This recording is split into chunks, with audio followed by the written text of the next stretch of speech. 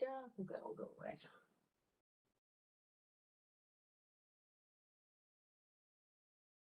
Set up here. All right. Well, thanks for your patience and thanks for coming to the meeting. I'm Amy Birch. I'm a traffic engineer and one of NDOT's consultants that help manage and run this traffic calming program for the city. And with me, I have Farwa. Hi, everyone. I am New York. Hi. She's going to be, Farwa is going to be managing the chat box for anyone that's on listening and joined virtually. Hi. Wonderful. You also have seats in the front if you want to join.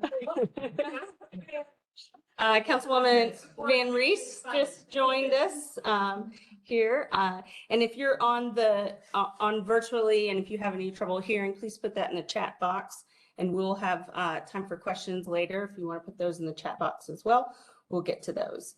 So, all right, without further ado, I'll jump in. Thanks for spending your evening with us.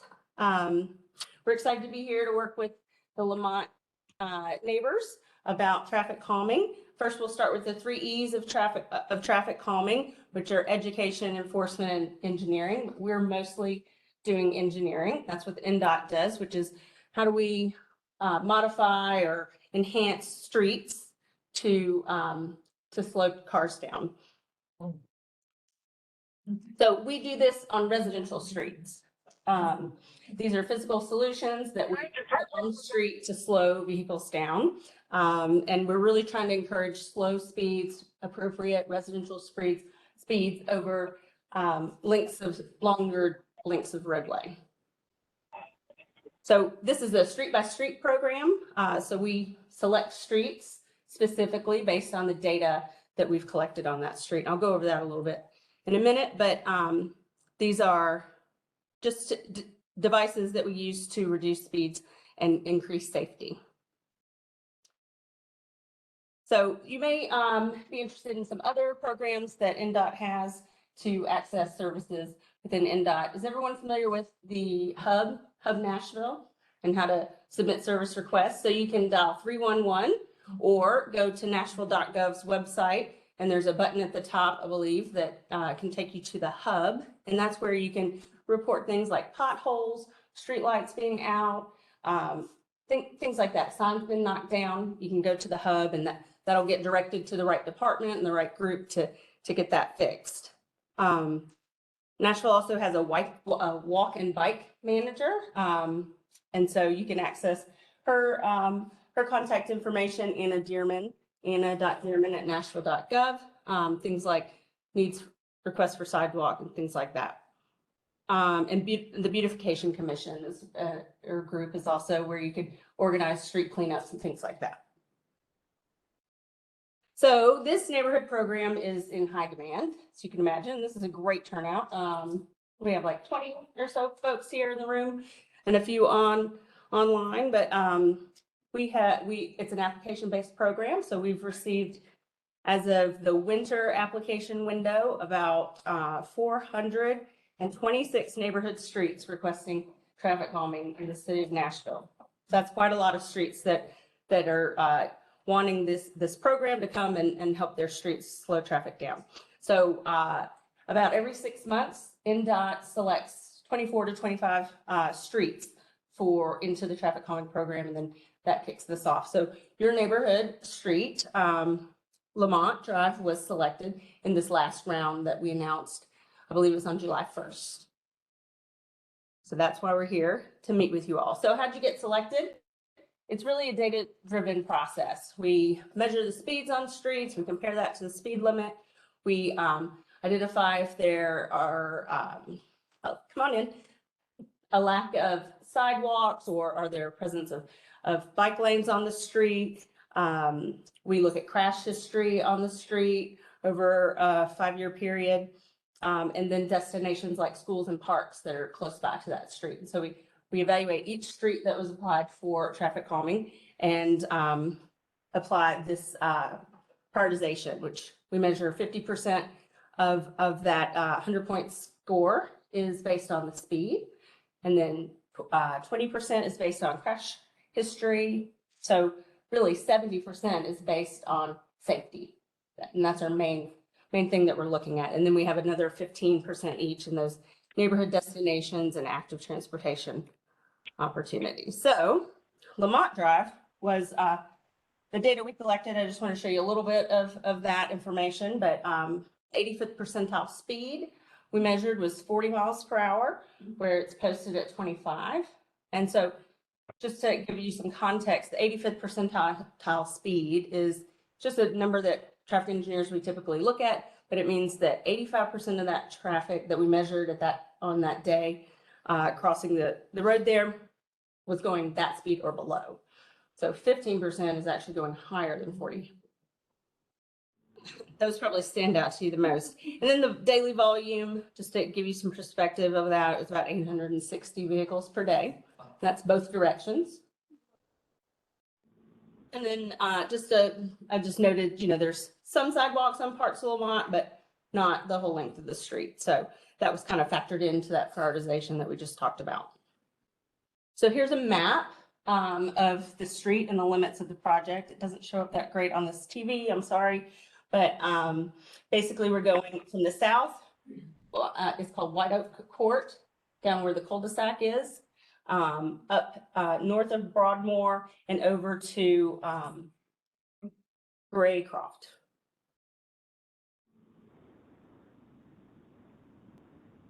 So I'll talk about some of the traffic calming measures that we use in this program.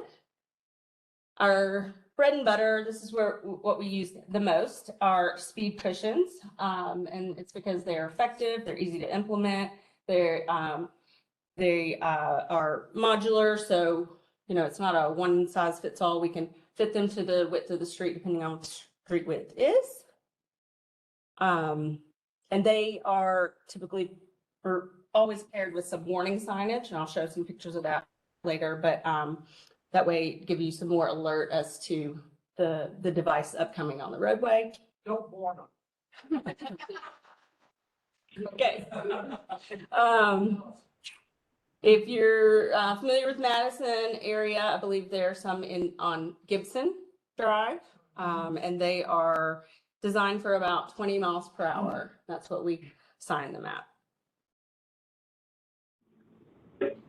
Well, one other thing about these, and if you're familiar with Gibson, you know that we put them in a series. So we space them about 400, 600 feet apart. We have a lot of things we look at in terms of how we locate them, whether, where the street intersections are, driveway locations, grade of the street. So those things factor into how we identify and locate them, but we space them in series so that we can get a consistent speed along the length of the street.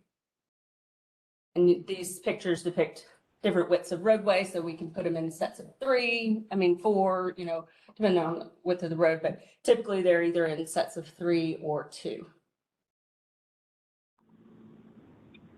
So another example is the signage and markings that we do. So the picture on the left is the radar feedback signs that flash speed. The speed that a driver is going, if they're going above the posted speed limit, it's programmed to what the speed limit is.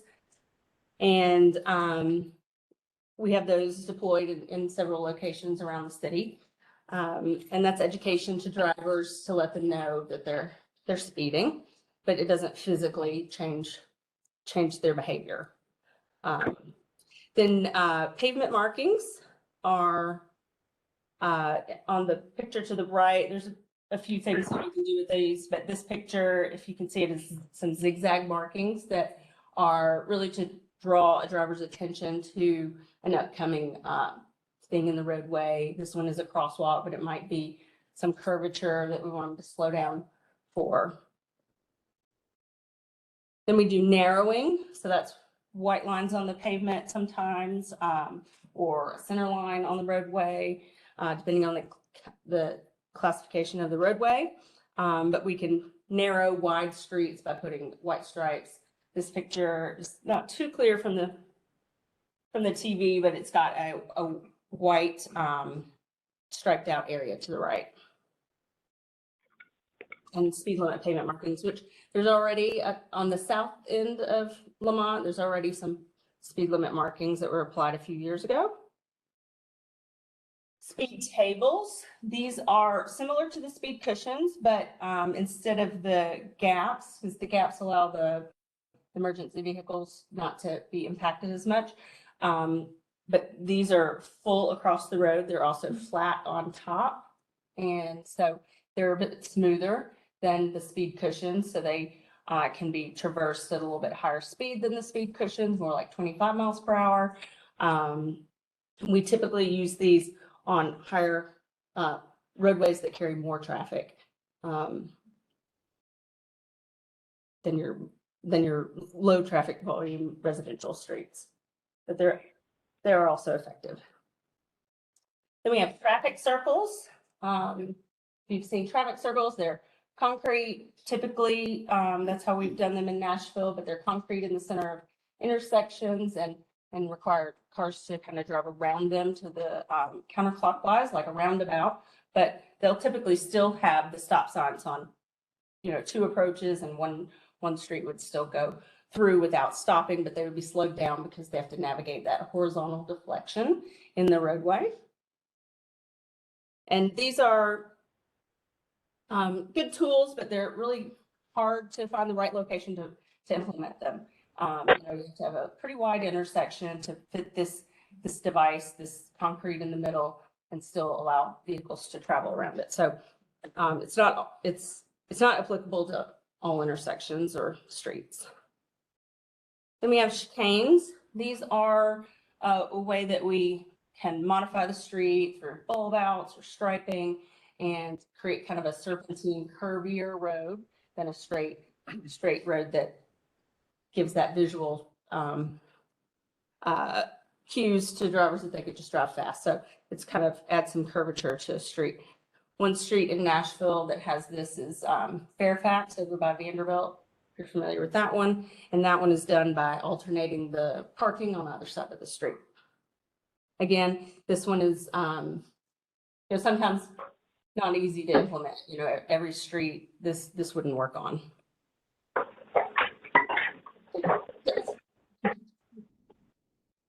All right, so we are going to talk a little bit about where we are in the program here. So like I said at the beginning, this is an application-based program. So residents apply, they list the streets that they would like to be considered for traffic calming, and then based on our prioritization process, they might be selected if they rank at the top in that round.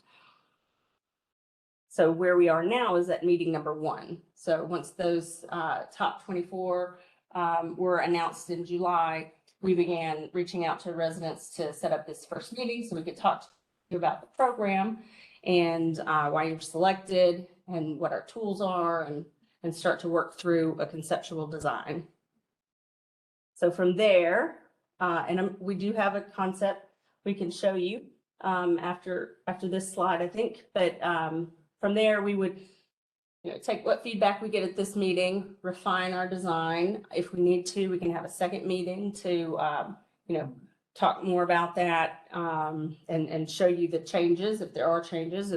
If we show you this concept and everybody's happy with it and we kind of want to move forward, we can do that too. But we can certainly have another meeting to talk about it. So after that, we have a process that we use to make sure that we have neighborhood and street support for the traffic calming plan that's presented. And so the way we do that now is with an online ballot. So you all got your cards in the mail. Yes, great. This is a great turnout. So I assume you got your cards in the mail, postcards about this meeting. And but what we do with the online ballot is it's a similar card. It has a QR code. It also has a phone number that you can contact if you can't access the ballot via the internet or with the QR code. So you could still have a chance to vote, but it also has a link to the plans. So you can see the plans before you vote.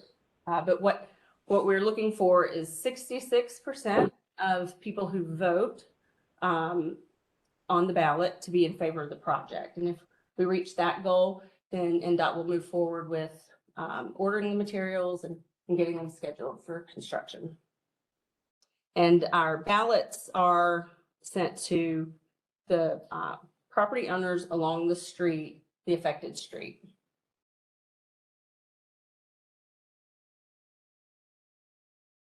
So let's go back to here. Are there any questions about the program or Lemont Street in general or anything that we've said so far? Just to clarify on the 66%, Mhm. is that 66% of the people that vote or 66% of the houses that live on the streets? Great question. Yeah. Because I'm wondering, like, say only 4 people vote in, but like 3 out of 4 vote for it, like, Mhm. 5% with that. Yes. Okay. That is it. So for anyone that couldn't hear, that's on the call, the question was to clarify about the ballot and the percentage of the goal. And it is 66% of the people who vote need to be in favor of the project. We have switched recently with this round of traffic calming project selection. We have switched from a door-to-door petition process that had a 70% goal. It was just really difficult to knock on all those doors and get those signatures. So we've switched to this online ballot, and it's based on 66% of property owners that vote need to be in favor. Only the people on Lemont Drive are capable of voting. So it's the properties on Lemont Drive and corner lots. So your house might be on a corner of a street and have a different address, but it's properties that have frontage on And Lemont. you mail the ballot to the resident. We mail postcards, like the meeting cards you got, to the property owner addresses. When?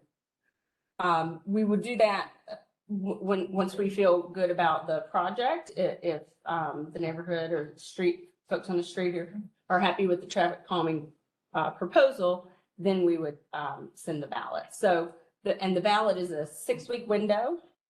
So it has a start and end. So then we know how many people voted and how many voted in favor.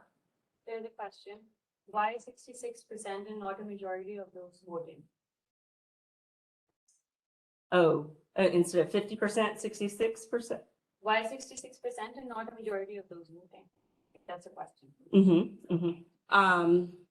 That's our policy. It's 60, we're looking for a super majority of people who are voting. And Councilwoman has a question in the back. Yes, I think it's of interest to understand that the people getting the ballot have a particular ID, so it's, if you could explain that.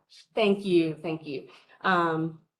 The cards that will be mailed to each address have a unique ID. So when you vote, you'll have that ID on your card, and yours will be different from yours.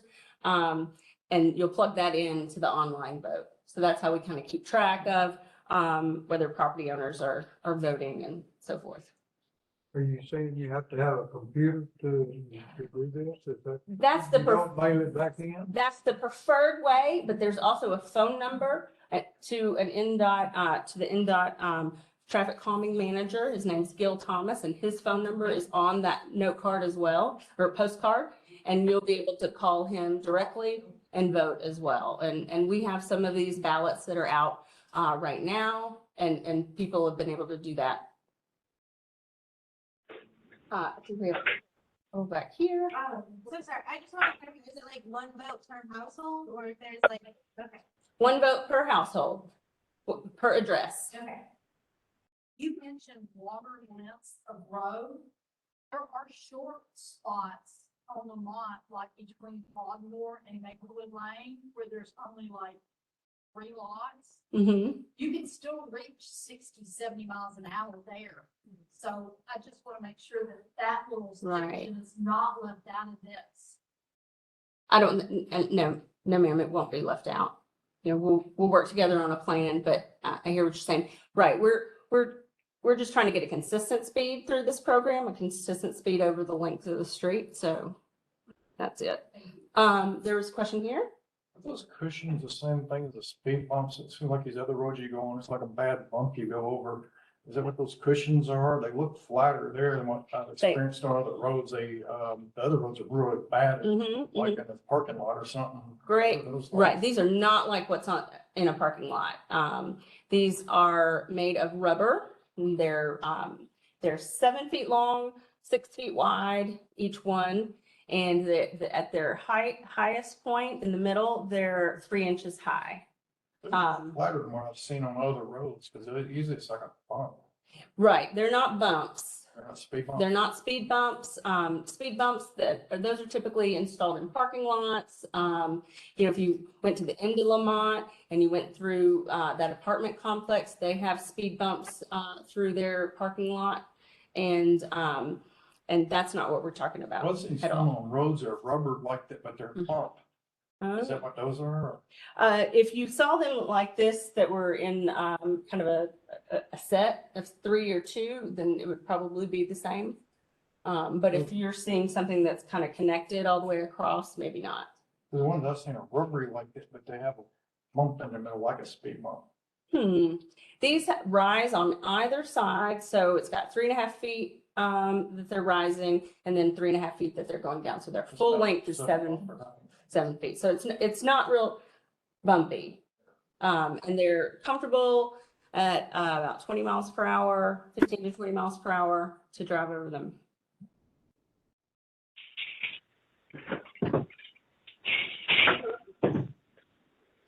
Our typical spacing is anywhere between 300 feet to 600 feet.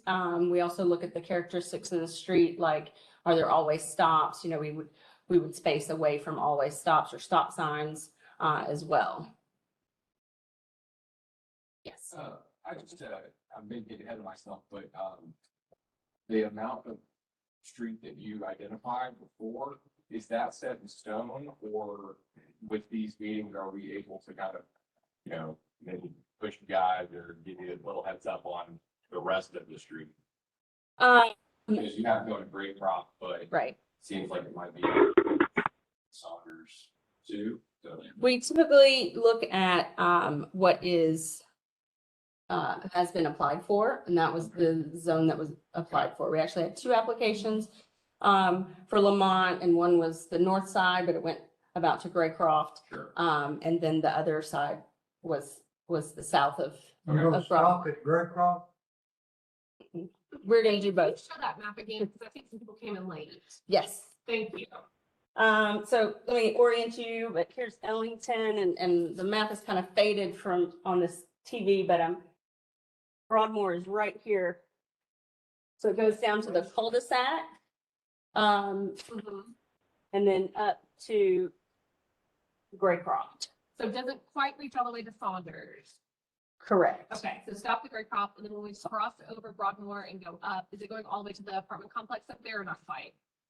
No, because the apartment is just south of here. Okay, And that connects to that's Virginia Avenue right there. Right? Yeah. Okay, Well, I live at 617 Lemont. Where is that? you're on there. You're Yeah. good. You're up in here, right? Yeah. A little bit further down, like right before it curves. Yeah, Mhm. you're good. You're taken care of. Is that helpful? If we get through this and you're all installed and we basically just sort of whack them all and sit them someplace else, then you can make another application. Okay. So it's not. sure. Why are we stopping at Absolutely. Graycroft instead of going over to Saunders? Wasn't applied for that. Yeah. This is like, it's driven by the residents. So I live at 604 Lemont, and I applied for the north section of Lemont. So that's how this got on here. So it can be applied for, but it would be in a separate plan. And I'm sure Nancy and I would be happy to help other neighbors do the application process. Great. I can try to help you. That's it. You had questions. Understanding, if you, also maybe some Gibsons, comes, Cookville put there. And That's right. I have seen the traffic completely come to a halt. They do not go through Gibson. It used to be like a speed zone for there. And now they slow down. And since you all put those there, it has cut the traffic. I don't know. Right, so Some of the cut-through traffic is deterred, yes. I haven't been on roads with more. My understanding several years ago, Saunders had been applying for something like this. And under my understanding that they said they couldn't do anything about it. The collective. Yeah, because they run Carolyn to Carlton Road. Mhm. They just use it as speed. That street has different characteristics than Lemont. And so, So yeah. I know we are never. I will let you know that when you get to the west and it turns into east and west Marcona, they are getting traffic calming on the other side. The other side, but Mhm. not on Mhm. this side. So the idea of, if you're coming off of Old Hickory and trying to cut all the way through, you're gonna be disturbed on the way to the west. Maybe that's a whole side. That's why I think that couple. You had a question? That's what I was gonna say. I think that this lane, those speed bumps here or what do you call them? Cushions, speed cushions. Yes. Will prevent people, I think a lot of the speeding has people coming off Ellington and cutting through to Madison. Yeah. So it's not necessary that they goes all the way to Sonnet because those people aren't gonna come anyways, because they're gonna hit 4 or 5 different speed bumps on the way. Right. So, As long as it's starting, as long as the first, I think if the first one starts at the grade route area, then it should. yeah, because in a lot of times, people, I mean, I guess people go both ways, but they're gonna only have to do it once before they realize that they can't go 60 through there anymore. And they won't do it again. Farwa, do we have any questions from the chat box? Okay, great. The first is, why didn't the study take into account Lemont east of Graycroft Avenue? Most through traffic cars also affect that part of the street as well. Will neighbors east of Graycroft be able to vote? Okay, the question is, why aren't we considering east of Graycroft? Basically, what we just have. Well, and that's what we were just talking about. You may not be able to hear us in the room, but it's because we are focused on the sections of street that are applied for in the application. And Councilwoman said that, you know, if doing this project shifts traffic somewhere else, we can always apply for traffic calming on a different section of that street or an adjacent street through the program and application process. We have 2 application windows per year. They're usually in January and July. I think this year we had August. So, and that just closed last week, but there'll be another one in January. Are they going to keep that school open for kids to have all those houses built there and there bound to be people with the children who will be moving in because they were going to close the school and use it as a meeting place for teachers. I will let Councilwoman answer this. Absolutely, and you can repeat the question on that if you like. Yes, the question was, is the school going to remain open? I assume we're talking about Graymont. And, you know, what's this Graymont? Graymont? The Phillipsville Elementary School is using the property now as they're building the new elementary school in Phillipsville.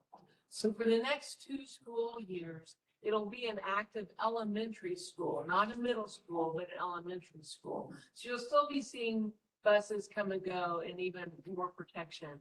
The review that the school board gave us is that when they leave, then the new remodel for a potential location for daycare, for school teachers and training would take place, but that's a couple of years out. But what we know is Grammar Middle is actually Goodlettsville Elementary School right now for a couple of years. Yeah.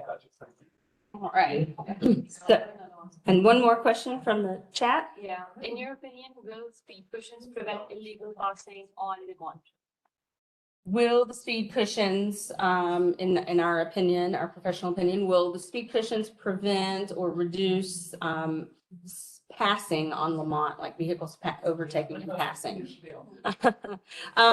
We think that they reduce speed, so it's not going to be comfortable to be speeding up to pass a vehicle and then have to slow down to, and you know, certainly won't be safe to then slow down to traverse one of these devices that's meant to be traveled at about 20 miles per hour. So I do, you know, think that they would certainly help with that situation.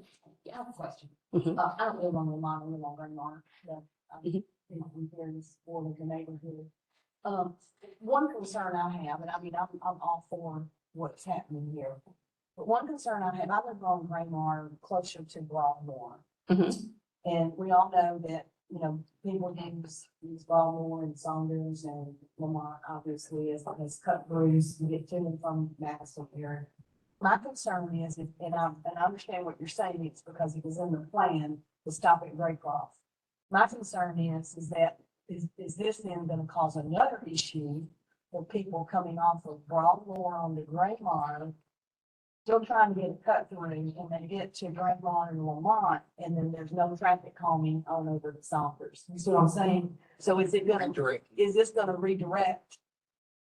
Yeah, it's a great question. And our program, we have to look at each street by street. So I would encourage you, you know, if you do experience that, you know, increased volume or speeding, if something happens on Lemont, to apply for the program.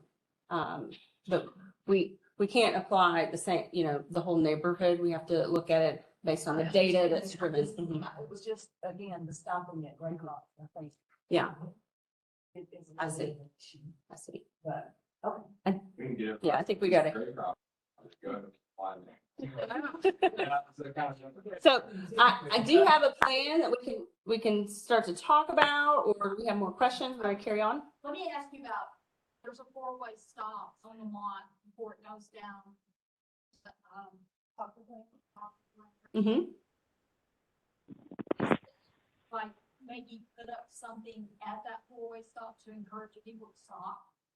Is that part of the comments? Because if you don't see that, you see that as walking up roads, Mm-hmm. they see it as one big long stretch. Mm. Nobody's stopping They anyway. don't stop at the stop sign. Mhm. Yeah. Let's see the plan. All right. Yeah. Okay. We don't have a specific device for that. Putting aside. They call police officers. Another question from the, We did discuss this, but maybe they didn't hear. Are stop signs an option for traffic calming?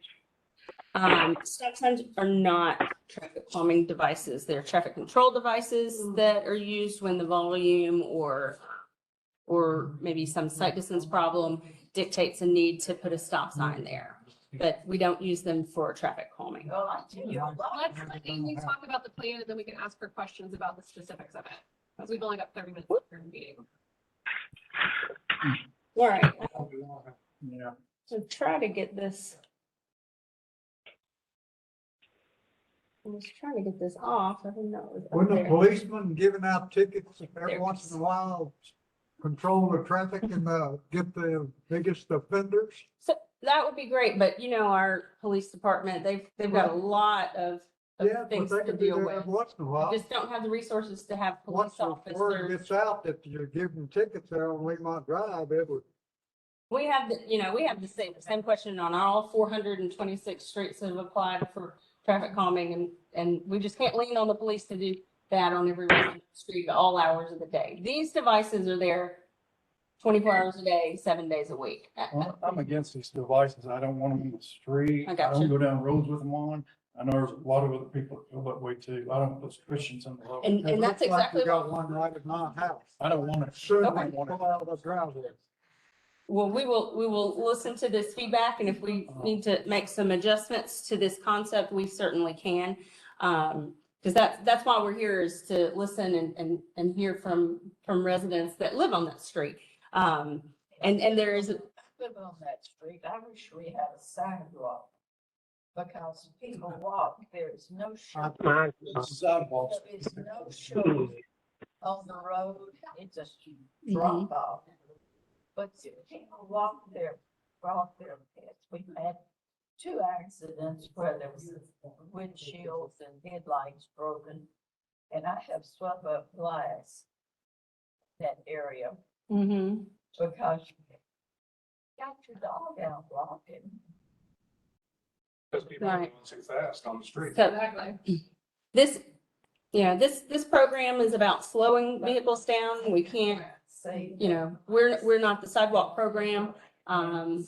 So that we're trying to come up with things that'll slow cars down and make it feel safer for for people that are walking on a street that doesn't have sidewalks.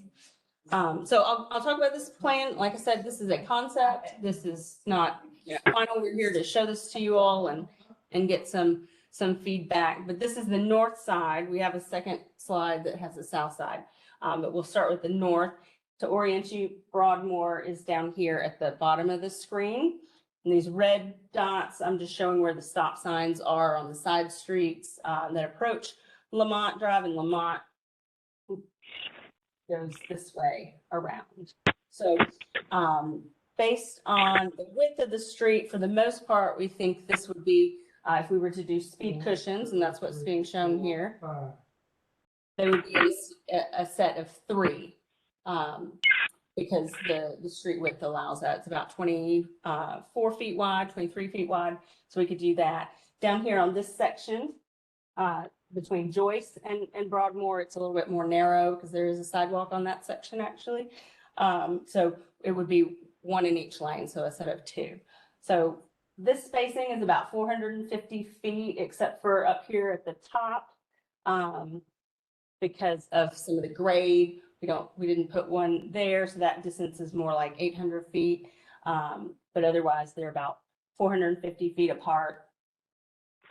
And these, if you can see, these are the warning signs that would be associated with them, just depending on where they're placed. But most of them would have a speed cushion sign in both directions at the device or at the property line, right in advance of the device. And that's what that looks like. There's 5 of them, it looks like. 6. It's great. I love it. Because that then start to go up that, they start right there and you immediately, slow down with that second one.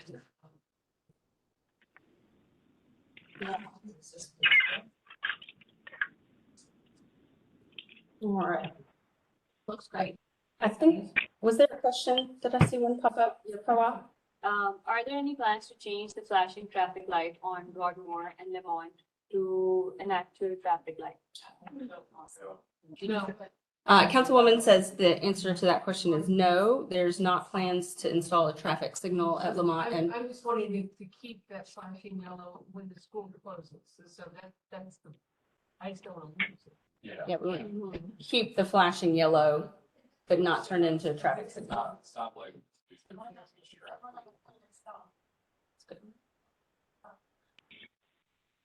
You know, 5, 6 months.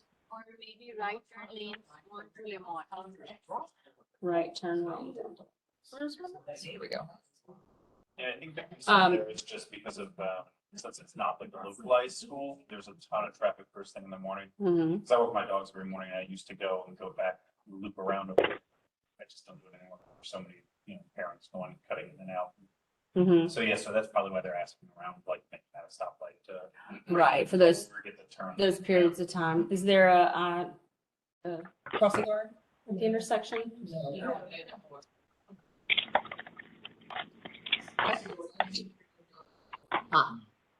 So all the Graymore students are now at Jerry Baxter. Will any of the cushions be placed directly in front of driveways? Great question. The question from the hybrid, from the folks online is, will any of the cushions be placed directly in front of driveways? No. We will not place them directly in front of your driveway, so you're backing directly over them when we come out. Our goal is about 15 feet away from driveways, so that when you back out, you're not having to back over them and then go forward, that sort of thing. So I'm gonna go to the south side now. This is a different slide. And the Broadmoor is up at the top, and then we have, or Lemont comes south here. And so the red circle octagon in the middle is the always stop at Maplewood Lane. So we're showing one set of cushions between Broadmoor and Maplewood Lane. This would be a set of 2 based on the width of the street. Then south of Maplewood, another set just south of the driveway to, Breeze Point Breeze, I think it's what it's called. Both of those would have the warning sign with it. And then, this section down here, these are about 500 feet apart, I believe. This is where the road bends a little bit, near the mailboxes that are on, Lemont for this, Poplar Glen community. Anybody here from Poplar Glen? Couple? Okay. We're neighbors. Great. So the caveat about this one is that, on this part of Lemont, there are a lot of driveways closely spaced. So, we typically aim for about 15 feet from the device, the edge of the device to the edge of the driveway. This would be a little bit tighter than that. So those folks on either side may be a little bit more affected by the location there. Can we access this online later? Yes, this is being recorded and, we will be able to give you the link to that. It's actually on, it will be on Metro's, YouTube channel where all meetings and everything is filed. So you'll be able to find it there based on the state. You mentioned some other things. Could you do something other than these speed bumps? Like the other things you mentioned, because, I wouldn't be so against that. I'm totally against this. Okay. Can we hear why you're against it? I would love to hear. They're a nuisance. It's like you go down here at the slope, I hit them over there. I don't even go down the roads with those things on anymore. They're a But nuisance. isn't that the point to slow them down? Wait, They're a nuisance to go over, even if you are going slow. I don't like them. Hate them. I don't want him on, definitely don't want to using roads that have them on there because I don't want to have to go over them all the time. They're a nuisance. They're a big car. They're just no good. I would be willing to, if I did something else to slow traffic down, it would be better. But I don't like those things on any of the streets. I think they're stupid. I think they need something else. I don't like them on roads. I quit using some of my favorite roads because some things are on. I definitely don't want them on my road. I have to drive down. We hear you, and that's why we have this ballot process, so that the majority of the street, or if 66% is in favor, a project can move forward. Because we know no plan is going to make everybody on every street happy. We just, that's why we have this process. But we want to hear your feedback, and we'll take that into consideration as we proceed with what we might could do differently. I have questions Mhm. and comments. Yes. So can the number of bumps be reduced and still effectively slow traffic? That's a great question. We space them typically in that range because that's about the spacing, somewhere between 400, 600 feet before drivers, so they can see the next one. So they're not going to speed up to knowing that they're going to go over another one. So it slows the traffic down in a consistent manner. But there might be some flexibility in that to change it a little bit and still be effective. And is there a possibility to move the two southmost traffic cushions a bit farther south? Lots of cars come speeding from the south.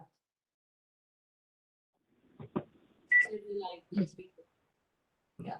And can they come in, are they talking about the south side, at the south end of Lemont, south of Broadmoor? Or, I assume that's the south end of Broadmoor. Or the south of Broadmoor. So this section, to answer the question, can we move the south one further south? I don't think so. And the reason is because there's so many driveways. There's a section here that doesn't have houses on either side, near the mailboxes. That I think is the greatest width spacing we can get these in.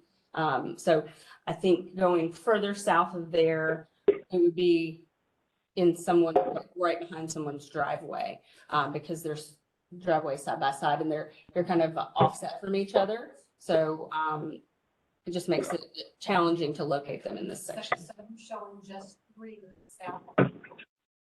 3 sets south of Broadmoor is the recommendation. All about people that's familiar with Lemont Drive, that out of state, out of county or whatever, that comes through there at nighttime. That's a great question. Because, wreck, That's a great question.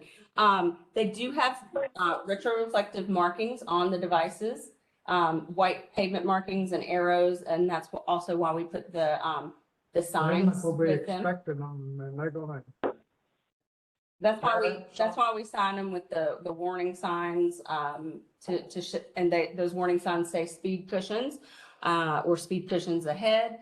And they have a advisory speed on them, of 20 miles per hour. So that's a great question, but they are marked with white pavement markings, pavement markings, and signage. People pay attention to that sometimes though. Amy, Yes. I know this is kind of a tough question to answer off the top of your head, but do you have any data where something like this has been implemented and the results that you saw? I think a lot of the community would like to hear why it's worth it, why it's worth the hassle, the trouble, the construction. Mm-hmm. And maybe also to answer this gentleman's question, did it cause more accidents or any, disruption on the street rather than like helping it? It would cause wreck. That's a great question. We are actually working on some local data based on deployments that we have recently done with some new equipment that NDOT has collected. But I don't have it offhand right now. Yeah, I know That is information. But nationally, I mean, these are deployed all over the country and, maybe differently, but probably all over the world. Different manufacturers or something, but they're effective, and that's why we use them. Hard to imagine it getting worse than it is now. I mean, every couple of months, there's somebody crashes into a mailbox, somebody crashes into a car, people go 70 miles an hour down the road. So it's not really necessary. Are there any other, sorry to put it out, but are there any other, besides the speed cushions, are y'all considering doing the, like the sign that show you your speed or anything else like that? Or is your plan strictly just the speed cushions? This proposed concept is just the speed cushions on it, but that's why we're here listening to the neighborhood, folks that you all live on the street. Those, you hear things that say that those seeing how fast you're going can affect you if you're in like a neighborhood. Is that would you refute that, or what's the data behind it, as opposed to that inclusive with the speed cushions versus the themselves versus just the speed cushions? Mm-hmm. So we typically wouldn't install where we have a street that's mostly flat and straight, except for a small section, but wouldn't install the flashing device, the radar feedback sign with the cushions, because it might be redundant or never work because people are driving slower, not always doing it. But in place of, if we weren't doing the physical devices, we might would do the radar feedback signs. Could afford the added, but at the end by the playground, we're talking about the speed cushions.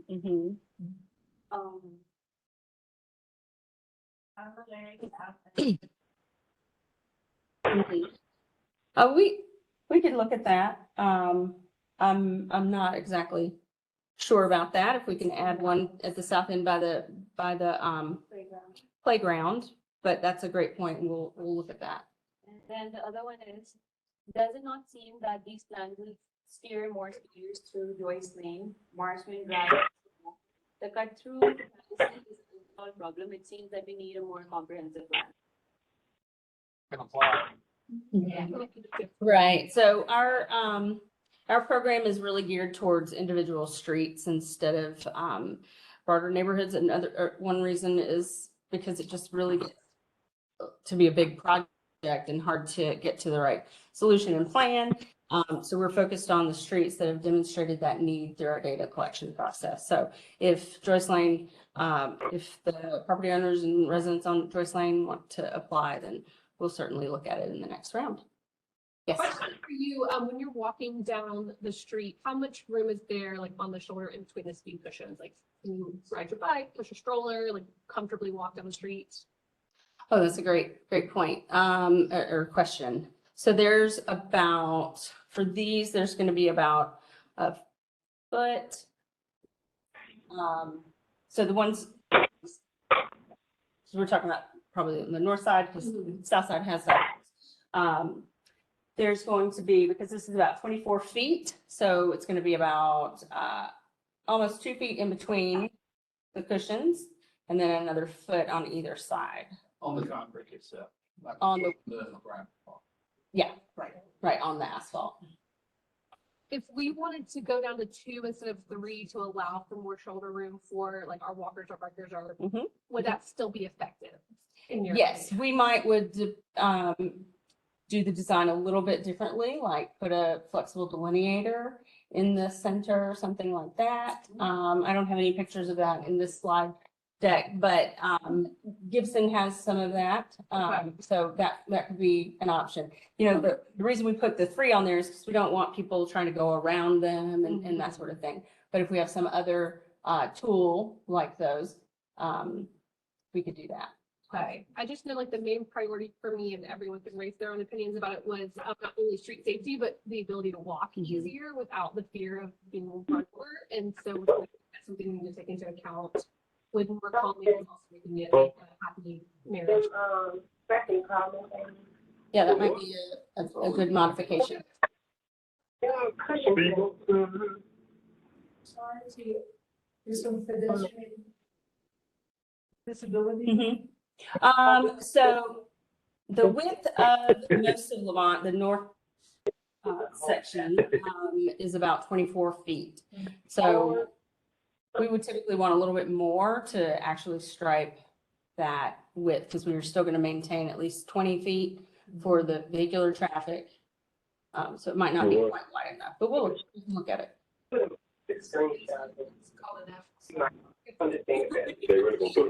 Right. There's a new room even for some of it. It's like, okay, I can get on this side of the line.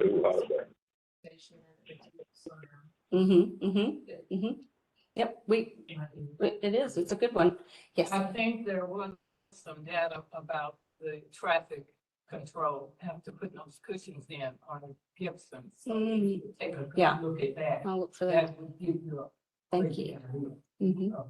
Awesome. Yes. My house, 533, there was a house with cars on the sidewalk. How, On the sidewalk? yeah, they put the cars on the street, yeah. So what influence can we have on that? Can we expect the people to not be able to park their car in the street? Driveway, would that be? And are you talking about south of Broadmoor? Yeah, so I live right around the corner from the school, so right Oh. in Lemont and Joyce. Okay, this sidewalk. Okay. I mean, they're not supposed to park on the sidewalk. It's not the sidewalk. Oh, it's not sidewalk. It's not on the sidewalk, it's in the street. Oh, it's in the It's street. on the street, not the ground. So parking is allowed unless it's signed no parking. One of those cars that you're referring to is one of the ones that got crashed into. by the speed. Yeah. Yeah. So, I'm Just rename this problem. hit this ballot process again, but what I'm hearing is we may need to retool and adjust, you know, maybe the design, the 3 wide or 2 wide, and how that looks, and consider exactly how wide the street is. Is there width to add a stripe or not on Lemont, and then maybe come back, get together again with some modifications to this plan. Well, if people would be good neighbors, I know that the property now next door south always have big parties and things on Saturday night, and I have told them I have a large paid parking area, and I always tell them they are welcome to park there, not on the street. There. Yes. That's great. I'll talk just again about the ballot, because like I said, we showed this concept. I think we're gonna maybe make some changes and meet with you all again, unless everyone wants to move forward, but with this plan without any real changes, but we have this ballot process so that we know that we're investing these measures in a neighborhood and street that wants them, you know, that we kind of got that support. So it's a 66% majority of property owners that respond to the ballot.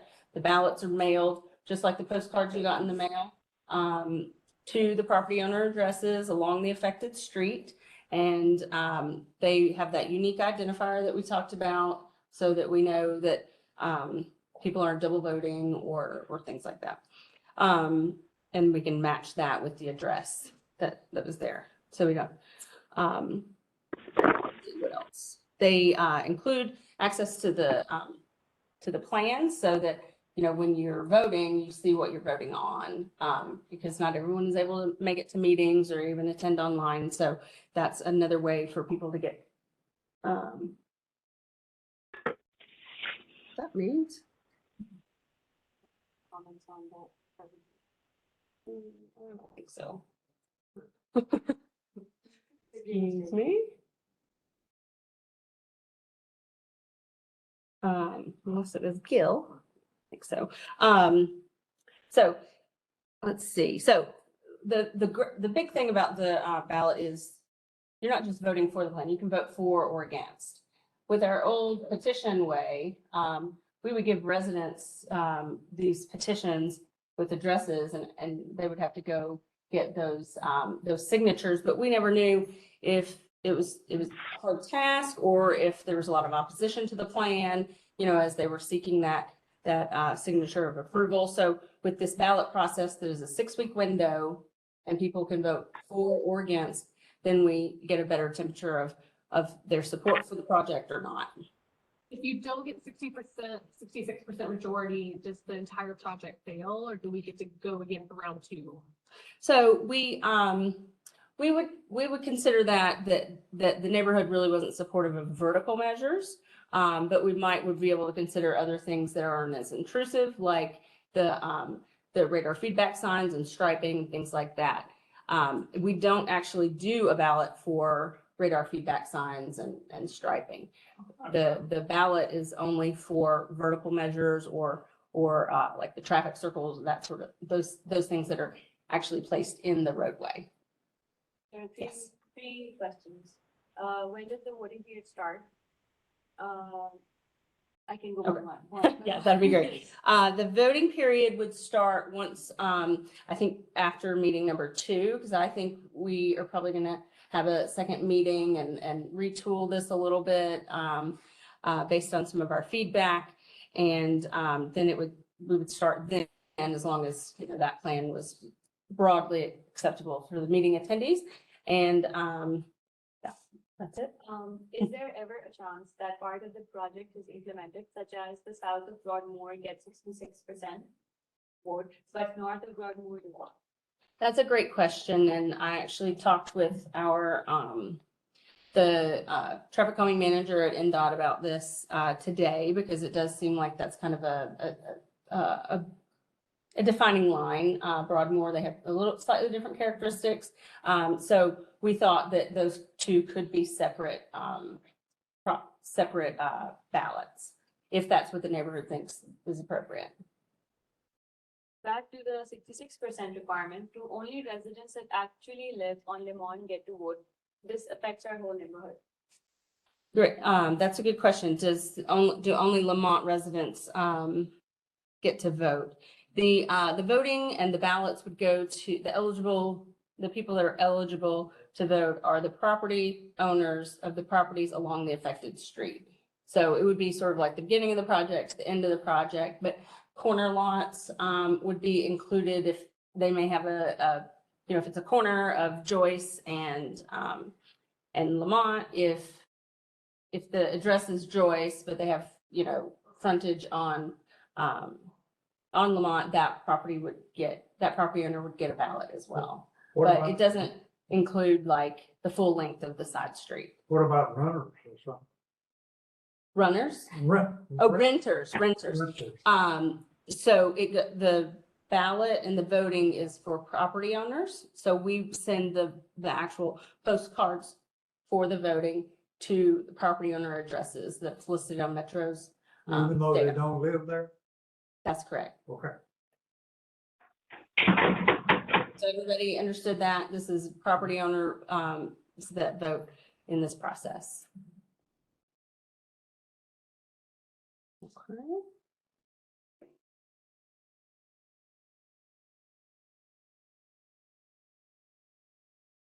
So I have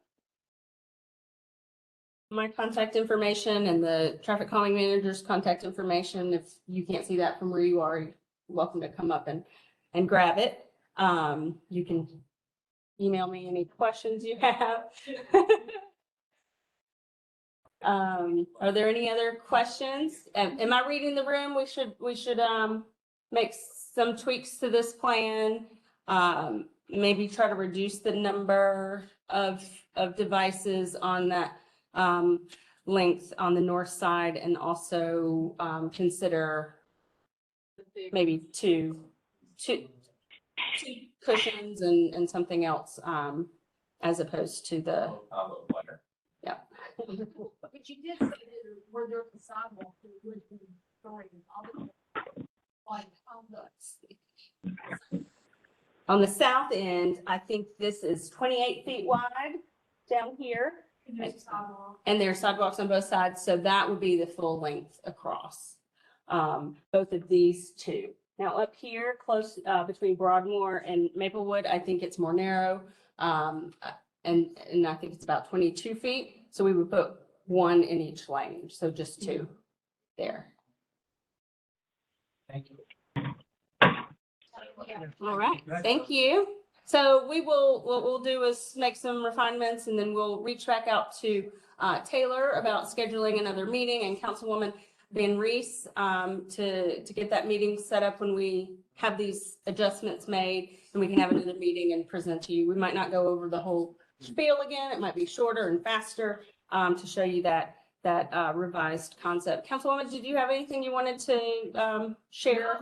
I'm so happy to see everybody again. This is every time I get to hang out with the Greymar Neighborhood Association, I want to move to Greymar.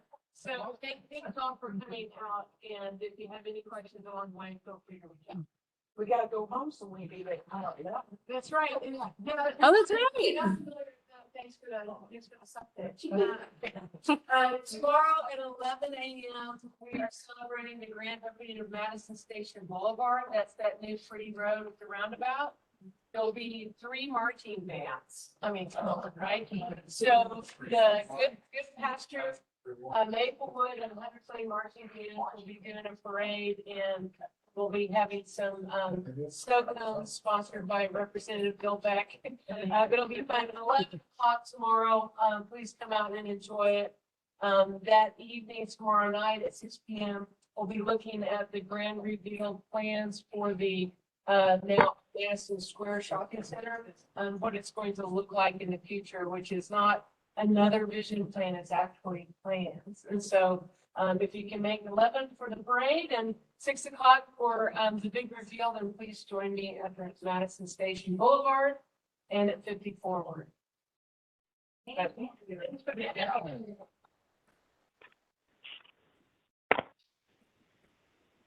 Yeah. Good job. For coming. Thank you. Thank you. Thank you. Yeah. Morning, Joyce.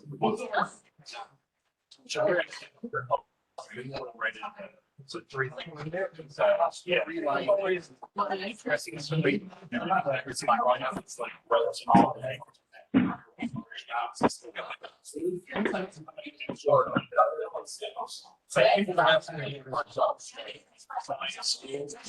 So I'm just trying to like, Or we jump right now. You got a new application? yes, yeah, because I know you're not gonna do that. Right. But they do down at good school and everything, they do nice. All the signs are messed up on school. There's no speed, there's no speed limits. I forgot to stop my recording here.